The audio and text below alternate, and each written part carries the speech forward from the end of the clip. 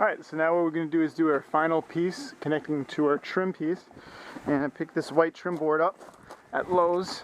So we have that attached to the top. So when we would do our cut, we can get our measurement by going first to the beginning corner. And we can copy the end piece here. This is about 3 inches here.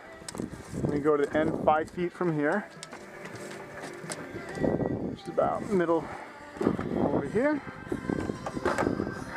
So now what we'll do, measure from this piece right here, I think about 3 1/4. So do is take a piece,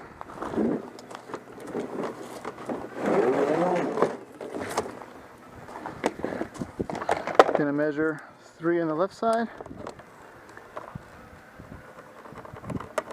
and 3 1/4 on the other side,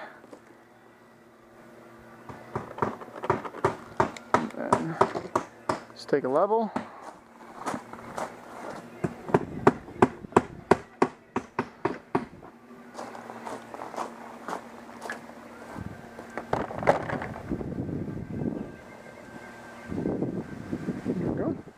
So we'll mark that,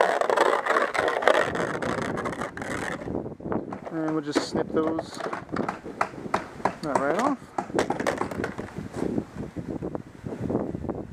And this is the same when you come to windows or any kind of obstacle. You have to do some of this kind of oddball cutting, and just do one measurement at a time. If you got multiple obstacles to get around with one board, just do one obstacle at a time. That way you won't get overly confused.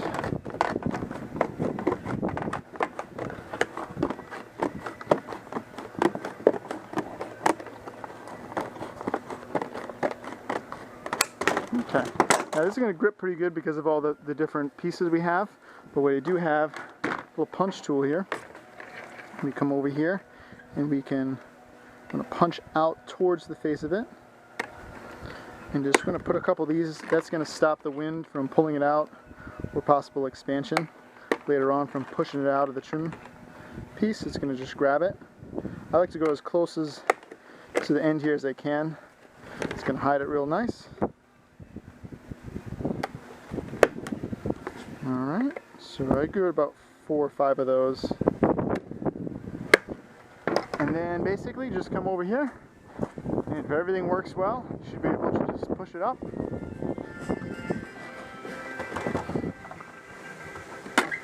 I'm just going to line it up first to verify that everything looks good. This looks pretty good. So we're going to get it out here and just work our way down. As you can see, it clicks in. Looks good from the bottom. And then just work your way down with it. You just take your time. Sometimes you have to bend up on this trim piece to get the board to fit underneath. And on the bottom, you should be able to see this little divot right here too. That's when you know you've gone up high enough. You kind of feel it click in right here. That's going to stop it from pushing down. Alright, so that's how you do your top trim piece. Right here I'm getting my corner in. I've basically just sized it. See my angles right here. I have my 2 J channels which interlock here, and I put a couple beads of caulk just to secure this down. And this side here you can see again, it's nice and tight, and we'll be basically just hammering this in, and this will give you a nice starting point for my next row. Alright, so what I have here now is I'm starting a new section. I have this section right here finished going up to this door. I'm starting this new section. So when we do this, we want to make sure they line up, because once we get to here, we're going to basically want the same size. So what we're going to do, take a measuring tape, measure down here, and it's about 4.5 to this. Now this is an uneven surface, so I'm estimating. As we're going to come up, you're going to keep measuring with your measuring tape, making sure you're within 1/4 inch on this other side. Now when you start a strip here, you can put your J on the bottom. Now I have just a scrap piece here that I've cut off from a different end. I put that in as a shim so it sticks out, doesn't let the water sit in there. And then you're just going to bend this out. And even though this is a small little section Again, nailing in, it's going to look nice when it's all put together. So we're just going to keep measuring, checking as we go up that those two are even, and it should come together pretty close when we get to the top, which is going to make it look much better. Alright, when you're coming around the door here, what you're going to want to do is get your pieces up here. What I've done as I went up is I take a measuring tape and I just keep measuring from the bottom to about this point, and then I match it on the bottom this point. And if it starts coming up too high, I might just push it down a little bit. If it's too low, I pull up a little bit tighter until I make up that 1/4 inch. So now what I'm going to do is I've already cut my distance.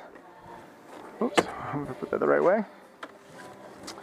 So I'm going to put it where I want it here, which is just hanging slightly over so it hides it. And then get it lined up and then just mark it right here.